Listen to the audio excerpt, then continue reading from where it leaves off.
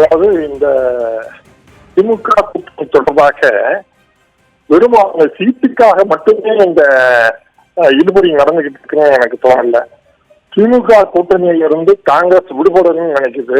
அதை திமுகவா ரிலீஸ் விட்டுட்டா கட்சிக்குள்ள பிரச்சனை இல்லாம தாவேகா பக்கம் போய் உறவு ஏற்படுத்திக்கலான்றதுதான் அவங்களுடைய நிலைப்பாடா இருக்கும் நான் நினைக்கிறேன். ஏன்னு கேட்டீங்கன்னா இதுல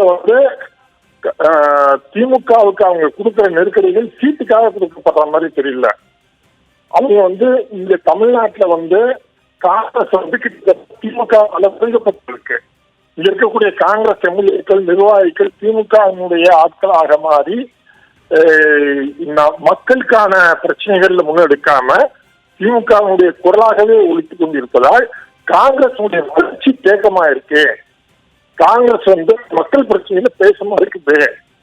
எவ்வளவு போராட்டங்கள் நடந்தாலும் அந்த போராட்டத்துல மக்களுக்கு ஆதரவா குரல் கொடுக்கறத விடவும் அரசுக்கு ஆதரவாகவே இருக்கு அப்படின்ற தன்மையினால கட்சி வளர்ச்சி பாதிக்கப்படுது. காங்கிரஸ் சுயத்தன்மையை மீட்டெடுக்கணும்னு ராகுல் காந்தி நினைக்கிறாரு. அதனுடைய வெளிப்பாடுதான் அவர் இப்போ அவங்களுக்கு இது கிளியர் கட்டா தெரிஞ்சிருச்சு. இந்த 13 எம்எல்ஏக்கள் இப்படி பேசியிருக்கிறதும் இங்க இருக்கக்கூடிய மாநில தலைவர் திமுகவுக்கு ஆதரவாக இருக்கிறாங்கிறதும் இதெல்லாமே காங்கிரஸ் தலைமைக்கு ஒரு தெளிவான ஒரு காட்டுது. திமுகவுக்கு ஆதரவாக இங்க இருக்க நிர்வாகிகள் போயிட்டு இருக்கிறாங்க. காங்கிரஸ் தலைமை காட்டிலும் அவர்களுக்கு திமுக நல்லா முக்கியம் இருக்கு அப்படின்னு.